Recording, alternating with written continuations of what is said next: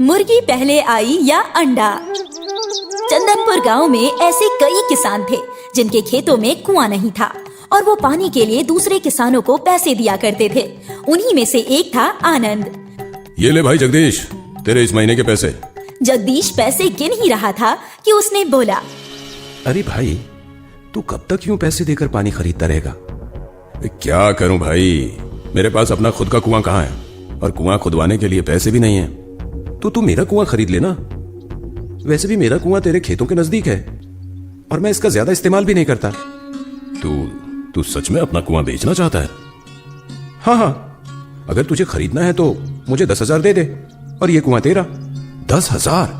अब इतने तो बनते ही है ना, तू देख ले।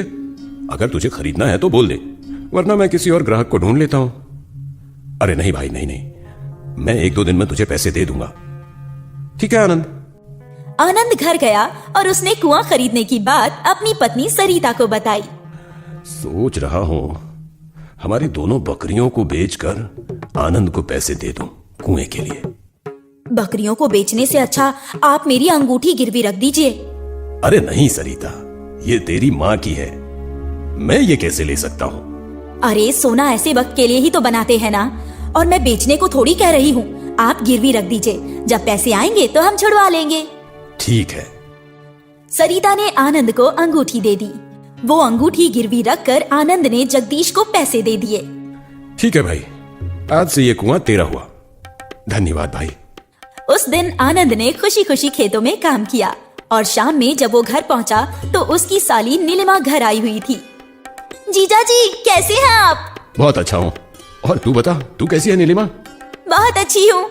जब से दीदी घर से गई हैं, तब से पूरे घर में मेरा ही राज है। क्या बोली तू? कुछ नहीं दीदी, यूं ही मजाक कर रही थी। आई बड़ी मजाक करने वाली। अरे मैं तो भूल ही गई थी, आपका काम हुआ? हाँ, हो गया। आज से वो कुआं हमारा हुआ। अब मैं जितना चाहूँ उतना पानी कुएं से निकाल सकता हूँ। अरे वाह जीजा जी, ये तो बहुत खुशी की बात है। इस बात पर तो दीदी को बोलो समोसे बनाने। हाँ, सरिता बना दो ना समोसे। ठीक है, बनाती हूँ। सरिता भी बहुत खुश थी। उसने सबके लिए समोसे बनाए और सबने खुशी खुशी समोसे खाए। अगले दिन आनंद कुएं से पानी लेने गया। हे, रुक जाओ। क्या हुआ भाई? पानी के पैसे दो। किस बात के पैसे? ये कुआं तो मेरा है ना, मैंने कल ही तुमसे ये कुआं खरीदा था।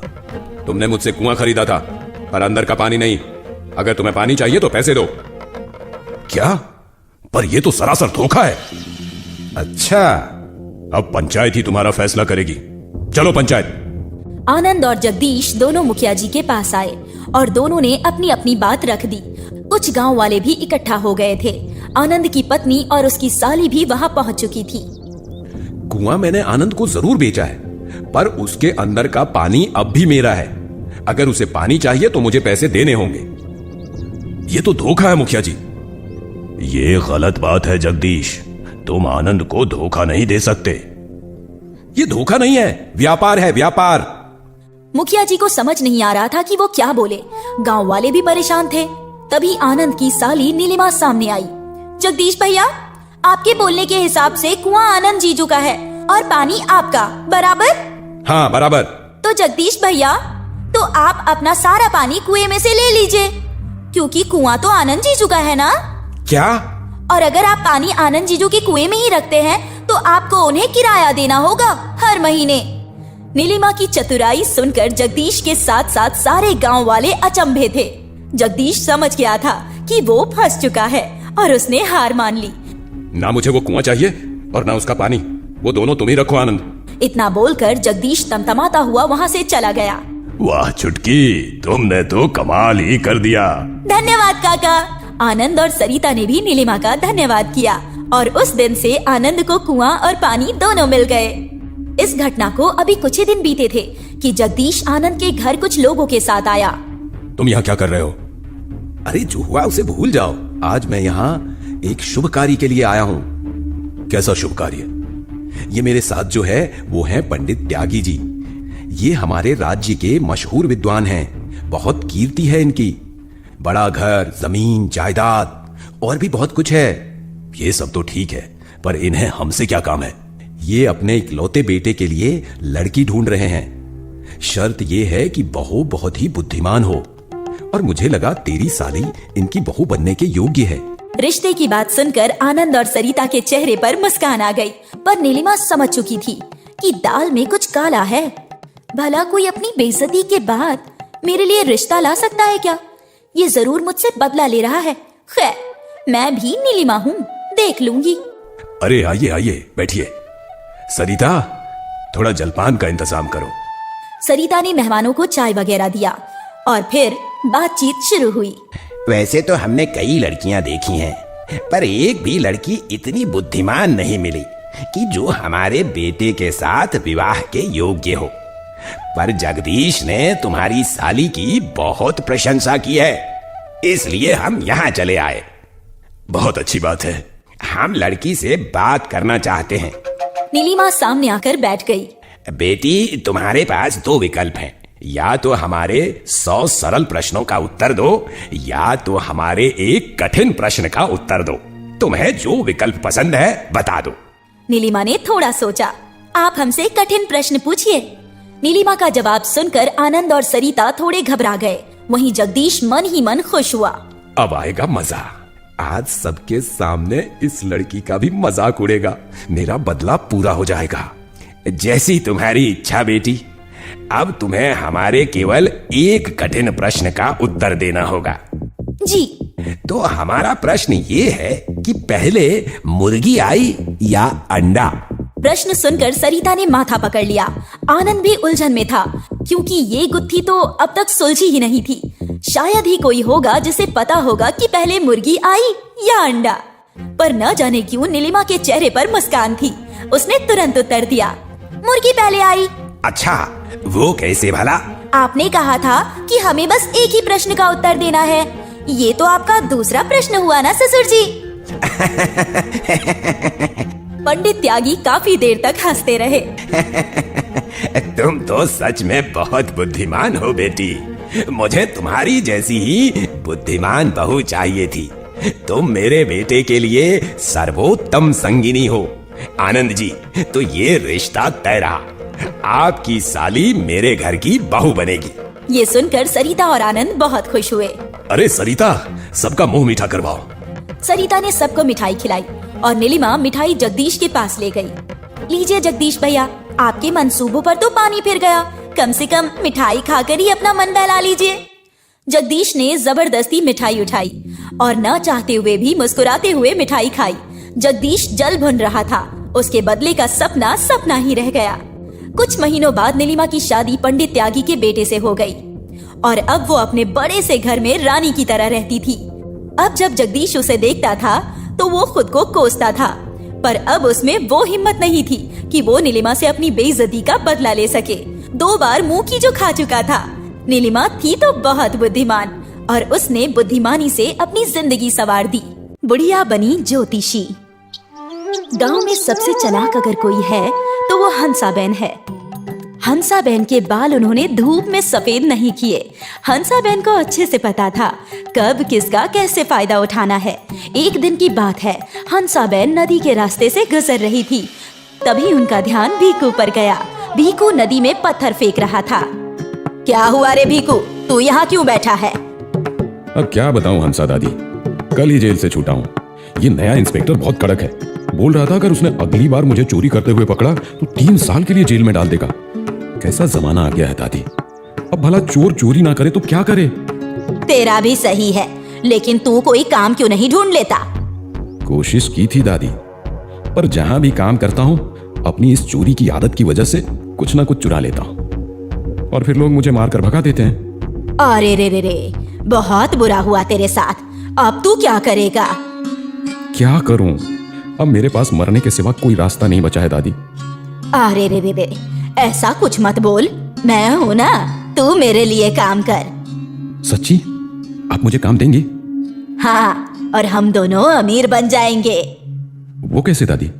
हंसाबेन ने भीकू के कान में अपनी योजना बताई। अरे वाह वाह दादी, आप तो कमाल हो। इससे तो हम दोनों का काम हो जाएगा दादी। मैंने कहा था ना। ठीक है, अब जा और कल सुबह अपना भेष बदल कर मेरे घर आ जाना।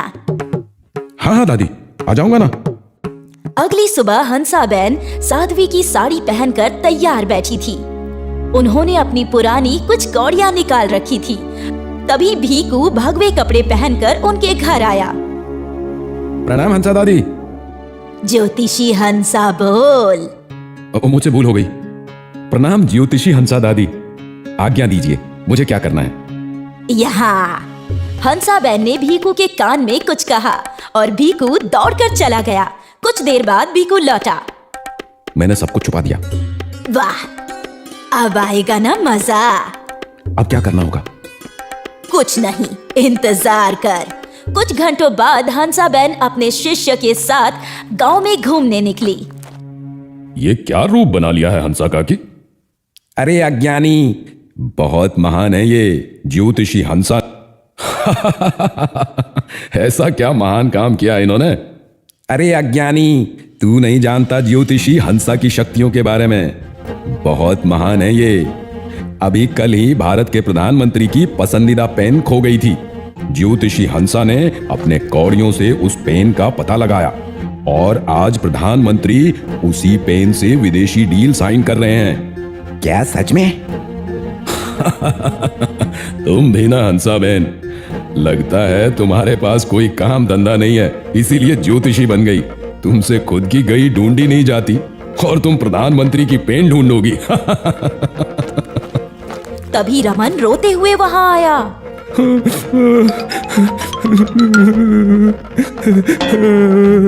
क्या हुआ रमन, तू रो क्यों रहा है? आप तो जानते हैं मुखिया जी, मैं कितना गरीब हूँ। अभी 1 महीने पहले ही मैं जैसे तैसे 4 मुर्गियाँ और 2 मुर्गे खरीदे थे। हाँ पता है। आज सुबह उठकर देखा तो सारी मुर्गियाँ और मुर्गे गायब हैं। हैं?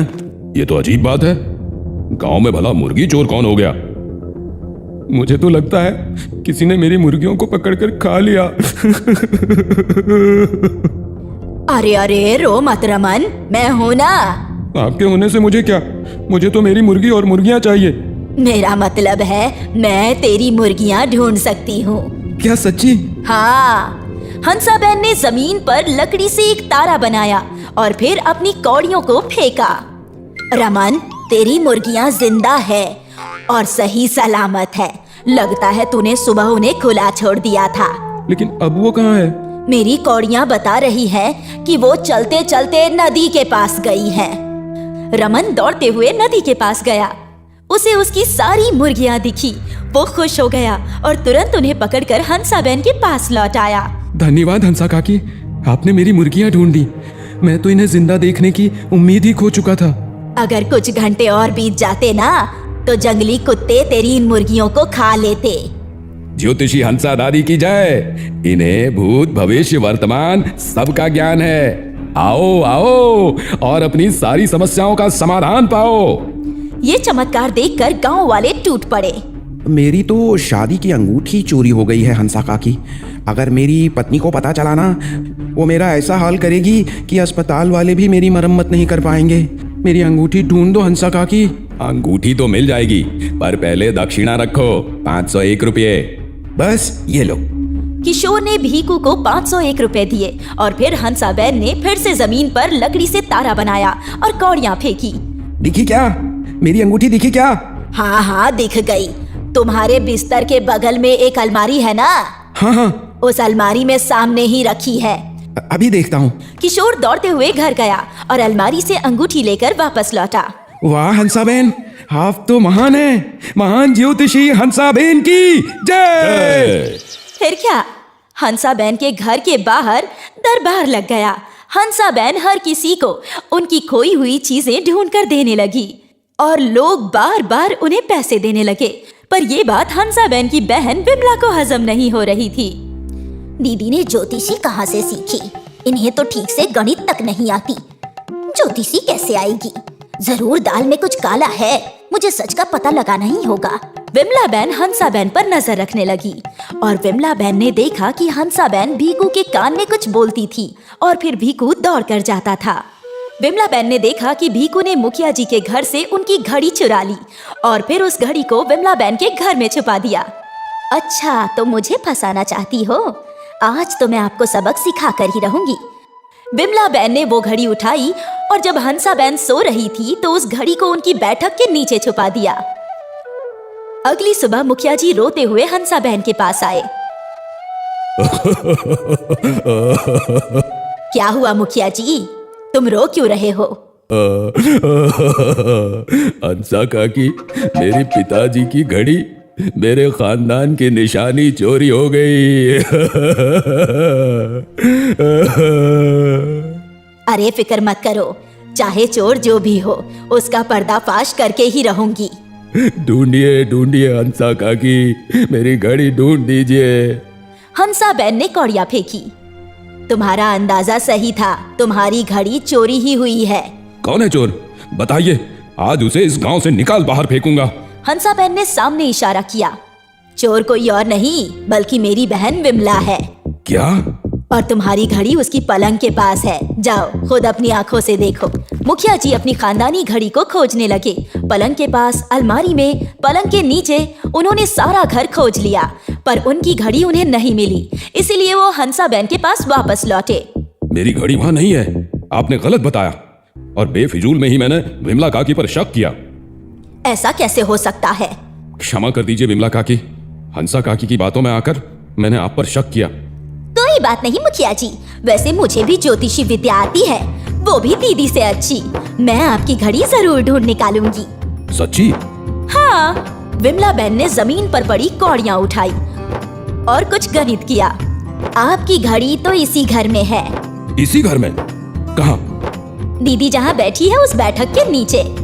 मुखिया जी ने बैठक के नीचे देखा तो उन्हें वहाँ वो घड़ी मिली। तो मतलब दीदी ही चोर है ना? नहीं नहीं, मैंने कोई चोरी नहीं की। अरे ये जरूर विमला की चाल है मुझे फंसाने की। हाँ दीदी, बिल्कुल सही, जैसे आपने चाल चली थी मुझे फंसाने की। विमला बहन ने भीखू की दाढ़ी खींची और गांव वाले दंग रह गए। ये तो भीखू है चोर। हाँ, और ये है चोरों की रानी। हंसा दीदी भीखू को सामान चुराने बोलती थी और खुद ही उसका पता बताकर गांव वालों से पैसे लूट रही थी। क्या? हंसा काकी, हमने आपसे ऐसी उम्मीद नहीं की थी। आपको इसी वक्त गांव छोड़कर जाना होगा। नहीं ऐसा मत बोलो, जरा मेरी उम्र का तो लिहाज करो। इस उम्र में मैं कहाँ जाऊंगी, मुझे माफ कर दो। मैं वादा करती हूँ कि आगे से ऐसा कुछ नहीं करूंगी। अगर आगे से आपने ऐसा कुछ किया तो मैं धक्के मार कर आपको इस गांव से बाहर निकाल दूंगा। जाने दीजिए मुखिया जी, जैसी भी है पर है तो मेरी बहन ही ना। इसके साथ कुछ बुरा हो मैं भला कैसे देख सकती हूँ। हंसा बहन विमला बहन को मन ही मन कोस रही थी, पर इससे ज्यादा वो कर भी क्या सकती थी। भले ही हंसा बहन आगे चोरी ना करे, पर उनका खुरापाती दिमाग कोई ना कोई नई गड़बड़ जरूर करेगा।